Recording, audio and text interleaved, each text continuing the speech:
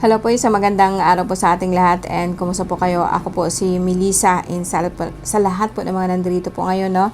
And lalo na sa Libra na kung saan ito po yung panglimang tawas po ninyo. And if aware po kayo sa mga nauna, ang sabi ko is if possible, isipin po niyo nandito po kayo sa aking harapan and sa harap po kayo ng aking altar, no? Sa pamagitan po ng aking mahal na Divine Mercy, sa aking mahal na ina and sa lahat po ng alaga kong maliliit. And nawa po'y basbasan po niya ang bawat isa po sa atin, no? So, ang mechanics po is like, isipin po ninyo ang araw na nakatutok po sa inyong noo. Sa pamagitan po nito, parang magbubukas po ang ating third eye or ating pangatlong mata na kung saan may connection po siya sa spiritual. And salubungin po natin sa pamagitan po ng pag-inhale po ng hangin. So, idaan po natin sa ating ilong and i-hold po muna siya para po ang hangin po ay makapasok po dito sa ating sentido, papunta po dito sa ating crown chakra. Which is actually, ito po yung connection po sa Diyos Ama.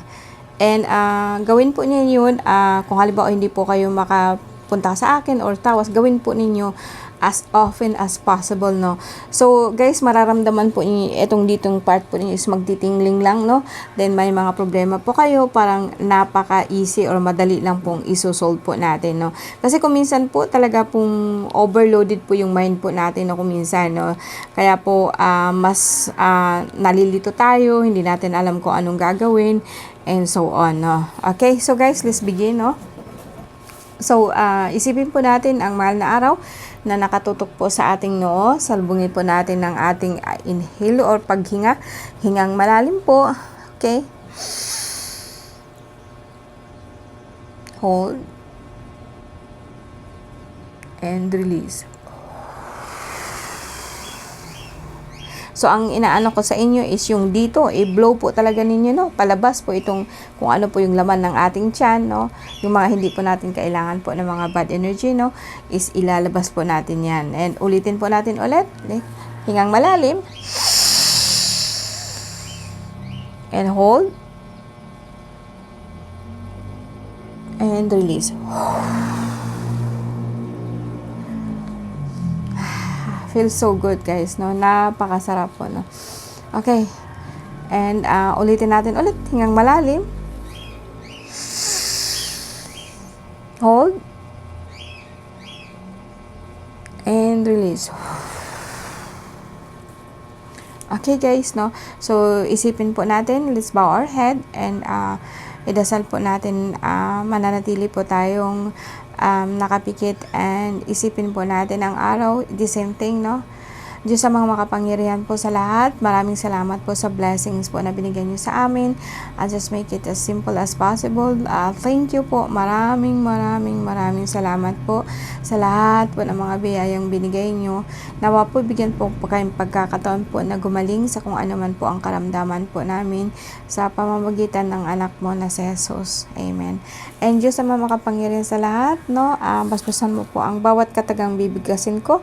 Kristak, ortak, aminatak, hukmitak, aminatak, hiptak, duay, melomiyat, hukbi, biromia, libaram, dakak na. Kristak, ortak, aminatak, hukmitak, aminatak, hiptak, duay, melomiyat, hukbi, bironika, libaram, dakak na. Kristak, ortak, aminatak, hukmitak, aminatak, hiptak, duay, melomiyat, hukbi, bironika, di. Obaram dakak na, Jesus Domini Eterno, Jesus Domini Di, Jesus Rexum Diom, Jesus ay Manuel Dia, Salvador del Mundo, ak dom Yeshua, Jesu Cristo, salvame. Okay, guys, no, if possible po, no, gamitin po natin ang orasyon na yan, no, para po maalis yung mga kasukasuan natin, no, and pag masakit po yung mga batok natin, talaga pong agurin po ninyo yung batok and kunin talaga siya. And so, minsan po may mga masamang entity talaga dyan or mga nakasaklay po, no? Mga kaluluwa po, no? So, ialisin po natin yan. And wag po yung kamay-kamay po natin. Isipin mo natin na masilayan po sila ng araw para po sila po ay aalis sa ating mga masakit po na mga kasukasuan, no? Amen. Okay, sa Libra po, no? So, sa ngayon po, pang-limang series po natin. September 23 hanggang November 22, no? Sa inyo po ang reading na to. Libra. Nasa Libra na po tayo. Earth sign po yan, no? Okay?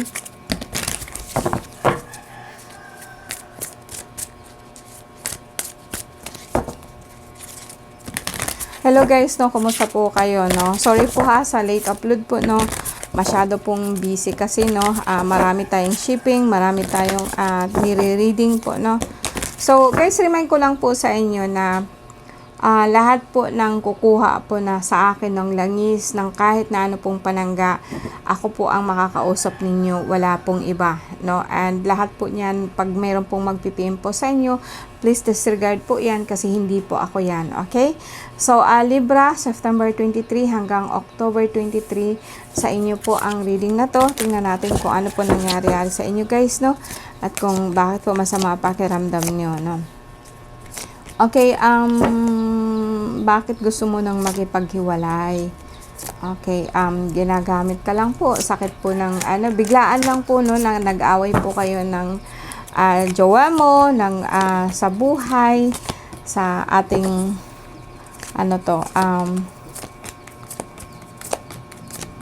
okay, tapusin ko lang po to guys, para magkaroon po ako ng complete na clarification sa lahat po na nararamdaman nyo.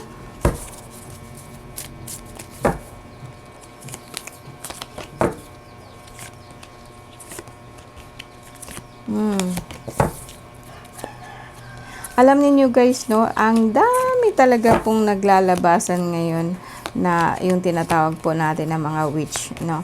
Yung mga nakasakay po sa walis, no. Akala po talaga natin sa ano lang po yan nakikita, sa TV lang, no.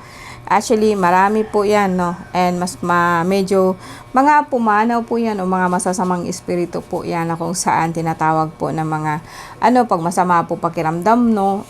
Minsan nandyan lang po sila, napasok po sa atin. And marami po yan, no. So gusto ko maging aware po kayo dyan, no. Ang magiging resulta po niyan is like pong ang gulo-gulo po ng isip nyo. And sa ngayon po, parang yun nga, ganito, no, biglaan po, no, may sobra pong lumabas, no. May biglaan pong pangyayari na parang kumbaga sa akin, bigla ka na lang pong magagalit. And bigla ka pong magliyab, di mo alam, no. And dito po parang may nakita po akong panghihilo. And yes, puro lahat po elemental po to, no. So yung alam mo yung lower back mo, yung backbone mo masakit po siya, no. And may nakita po ako diyan pananakit ng ulo. Itong kabila lang po, no. And medyo sinasabayan po kayo ng kaluluwa, no. And ang kaluluwa po natin is just like mag-asawa po ito. Pero tinawag po ito guys, no. May isang magaling na babae dito na kung saan talaga pong ginagamit po niya yung kaluluwa para malakit po ng kapwa, no. And kumisan din po parang biglaan na lang po, no, masakit po yung lower back mo, then ang dami mong gastusin, ang bigat po ng pakiramdam, the same scenario. Pero ang Libra po sa ngayon, no, Libra, actually hindi po ito sakit, stress po ito, no. Kumbaga sa akin sa ngayon kasi parang naiinis ka kasi yung iba kasi parang nakatihaya lang, no, paisi-isi lang sa life, no, and membro ito ng pamilya mo, no, and bigla ka na lang pong nagagalit kasi lalo na po pagka parang nahihilo ka kasi nagpapagutom ka din po, no. And ito naman pong isa is like meron pong ako nakita or mayroon ka pong narinig po ng mga chismis na kung saan paalisin po kayo. And parang lilipat po kayo ng ibang lugar or something like ginagawan po ng paraan po na makaalis or maalis po kayo dyan sa kung saan kayo nakatira, no.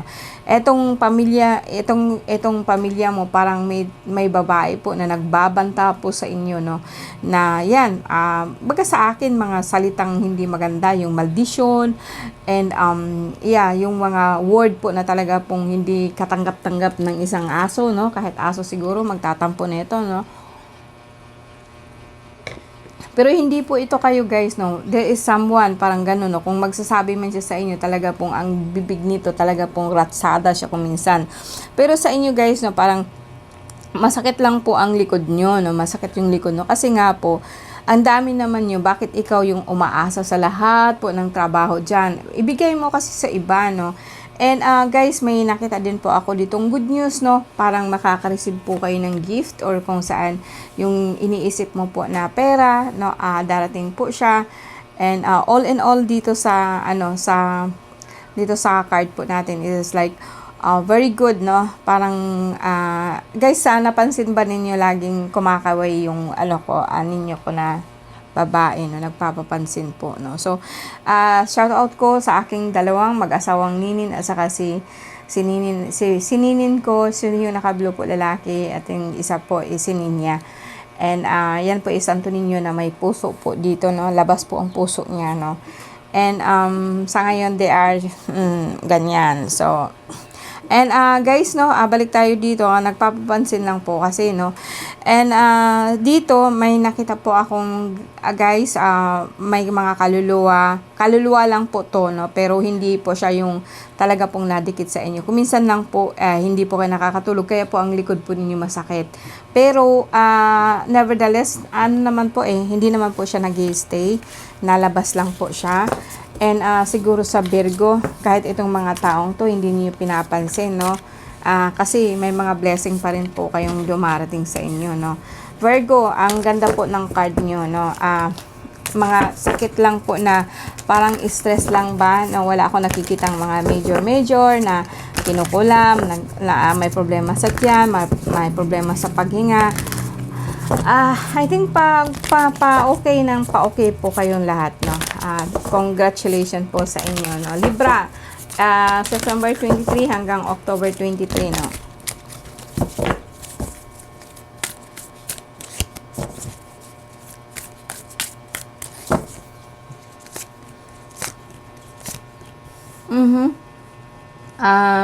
Talaga pong may actually para talaga pong may nagalit po sa inyo na engkanto po, no? And para kasing kundi ito kaluluwa, parang engkanto po siya, or kaluluwa po na naging engkanto na pwede kasing naghihintay siya, may pangako ka siguro sa kanya, no? Libra, baka po nangako kayo sa kanya, no? Tapos hindi pa niyo tinupad hanggang ngayon. Naghihintay pa rin siya, guys, no? So kung ano man pinangako ninyo, to pa rin ninyo, kahit kandila, kahit kung anong hinihingi niya. And eto naman po, pinakasentro talaga ng card mo, no? May nakita akong kaluluwa, guys, na gutom. Babae po siya, no? So, bigyan ninyo siya ng pagkain po na gusto niya. In general po, mostly sa atin, kahit kape lang po, guys, no? Kahit kape lang po na, alam niyo yung dark coffee na mula noon, no? Pwede po ninyo siyang pakainin kung kilala po ninyo ito. So, kung ano po yung paborito niya, yun po ang ibigay nyo. Kasi yun po ang nakikita ko sa kanya, no? Kaya po, nasakit talaga ang likod nyo, no? Kasi yung katawan nyo, masakit siya. Nagugutom, no? Nagugutom po itong kaluluwa pong ito. But then, on the other hand, wala na po akong nakitang sakit po sa inyo, guys. May problema kayo sa lupa, pero parang may nakita ako na parang gusto ninyong ibenta ang lupa, or ibenta, or or may problema po kayo sa lupa, no? Kuminsan ito po ang dahilan ng pananakit po ng likod nyo. Paano kasi yung lupa na binenta nyo may kalagpo o may kaluluwa po na naka-hold. And kuminsan kahit anong bisita po ng mga buyer ninyo ay hindi po siya nangyayari, no?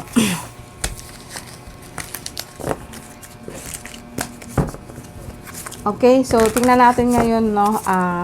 Libra, wala akong masabi sa inyo. You're in good hands po. Talaga pong may pera pa po talagang parating. May konting problema sa pag-ihi or masakit ang likod, may UTI. Pero hindi po siya kasi siya, permanent. Here and there, parang minsan nataas po yung dugo nyo.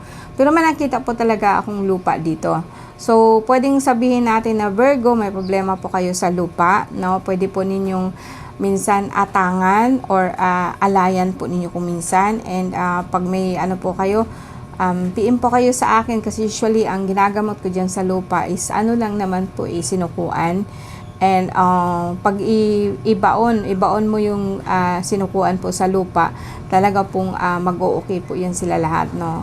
Kasi po hindi po nila kaya, pwede po silang umalis kung talaga pong hindi nila kakayanin yung energy po ng sinasabi ko, no? And sa inyo, guys, no, parang